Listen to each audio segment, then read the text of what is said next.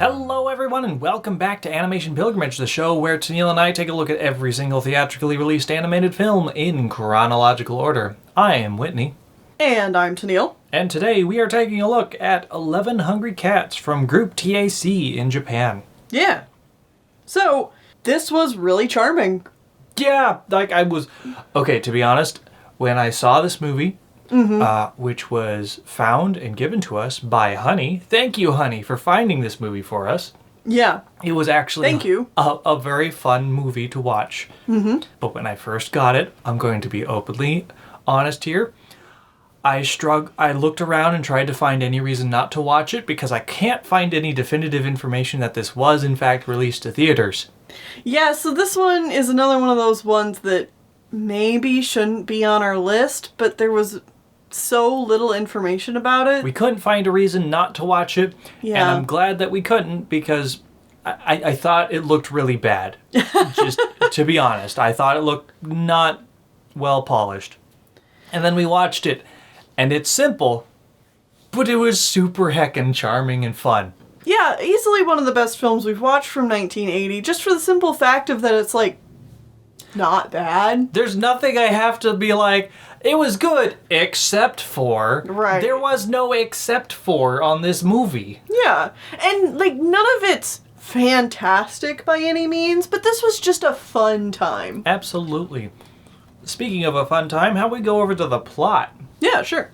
So, there are 11 stray cats that live in a town of cat people. Cats are just kind of the people in this world, so I guess they're all anthro cats. They're homeless cats, I guess, and they're part of a gang because it's Japan and delinquent children form are part gangs. Of gang. That's the thing they do, I guess. Anyways, they cause a lot of chaos, and the mayor and the police don't really care for them. And then one day they hear that there is a giant fish in a lake far away, and they're like, giant fish? That'd be a lot of food that we could eat because we are hungry. We are 11 hungry cats. To be fair, this is kind of a story that's told to them in the hopes that they will leave town because nobody wants them around. Mm-hmm. So, yeah. They get duped into going after this fairy tale story. Mm-hmm. So, they go after it. And, they are barely into the journey, and they're like, man, this is tiring. Maybe we should stop doing this. And then they all argue, and then they all split off, and are like, I'm going to go get that fish by myself. Mm-hmm. And they all have a different idea of what the fish looks like. Yeah, that's fun. Anyways, they all split up, and then each of them individually gets the crap beaten out of them by various things. Like, one tries to drink milk from a cow, and the cow beats it up. Another one tries to get honey from a beehive and gets stung by bees, etc., etc. And they're like, wow, man, I really miss being part of the group. And then they all form back up again, and they're fine for the rest of the movie. And they have a leader, yes. Commander Tabby. Commander Tabby, and then the other 10 all look the exact same. Yeah. But they all have distinct voice actors and voices, so And a little different personalities. Not enough that you're gonna pull them out of the crowd. I mean, they're literally called Cat A, Cat B, Cat C. Yeah, they don't have names. You're not gonna, distinctly know. It's like, oh, well, this is this cat throughout the whole movie. Mm-hmm. Other than, if you can tell that that's their voice actor. The voice actors are different. Yeah, but they are a little different, and it gives them all a slight bit of personality. It gives the group more personality. Yeah, because you can't really say an individual has personality compared to, the group. The group has a lot of personality in it, but you can never tell who is who at any given time other than Commander Tabby. Yeah. Either way, they continue on their journey, and they do the thing in the desert where you see mirages and they're all thirsty. Mm-hmm. And then they find a paradise, and then they all get hooked on these drugs. This movie it's very much like episodic. It's a road trip episodic movie. And a lot of times in these kinds of films, there can be a point where the characters get stuck in a certain location, and I'm like, all right, I get it. Let's move on. But I never felt that in this film. Never really felt like they spent too much time in any one given location. Yeah, no, the pacing in this is really well done. I feel like each section is enjoyable, and each new challenge shows something new about the group in just small, nice ways. Like, it's really nice to see these characters go through these trials. Yeah.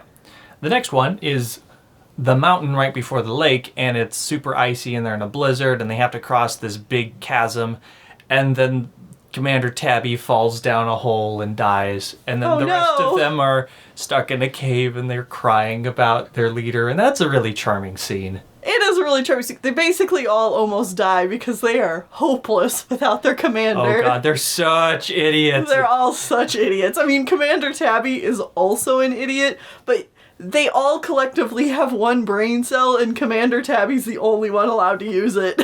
At all times. Yeah. Anyways, Commander Tabby doesn't die. He comes back. He saves them all from freezing to death in the middle of the night. And then they continue on, and they make it to the lake where the big fish is. And then they find the big fish. And then they have to fight the big fish multiple times over. And by big fish, we mean whale. I mean, it's a fish, though. Yeah. It's an actual fish. It's not a whale. It is definitely a fish and not a mammal. Yeah, but it's pretty much a whale. Yes. The fish sings to them to try to put them to sleep so it can eat them. Doesn't work. Eventually, they do somehow kill it by just biting it a lot. Good job, you little idiots. Good job, you won. And they're like, we did it, now let's chow down. And then one of them's like, wait, what if we took it back to town and rubbed it in their faces to show that we did do this amazing task? And they're like, that's a great idea. And so as they start pulling it across the ocean, or across the lake to go back, and then it just cuts to the fish has been eaten and their bellies are full and they're just happy and content, and the movie ends. This really heartfelt scene right before the cut where they all like pinky promise each other that they're not gonna eat the fish. They're all like, yeah, we did it, guys, and through the power of friendship we're all gonna make a promise, a vow to not eat the fish.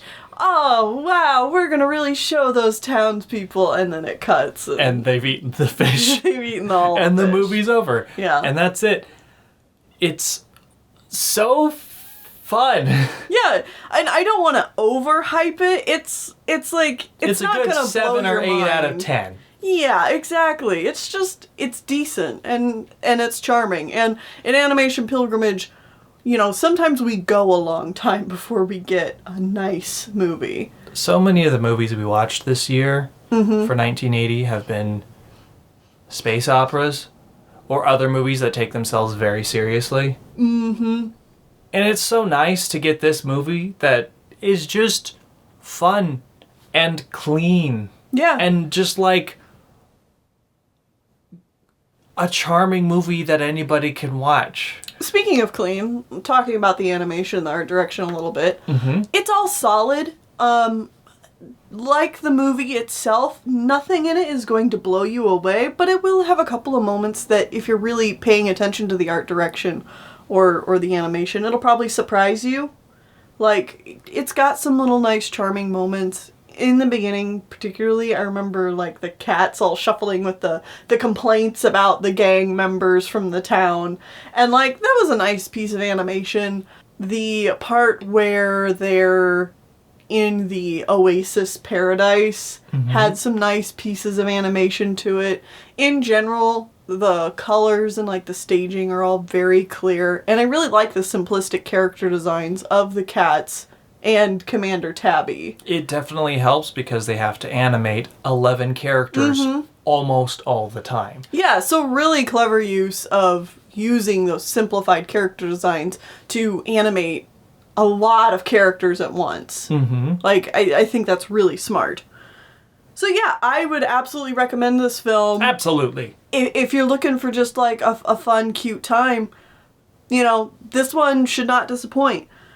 Bonus information to know about this is based on a series of picture books made in Japan that started in 1967, and then I think there were 6 picture books with these characters made, and I know that there is going to be a sequel to this film in 19 1986.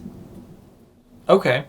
We'll have to see if it's actually theatrically released or not. Yeah, well, that's the thing, is there's hardly any information about this movie, and there really wasn't a whole lot of information about this picture book. However, the picture book seemed to be held in, like, fairly well regarded Okay.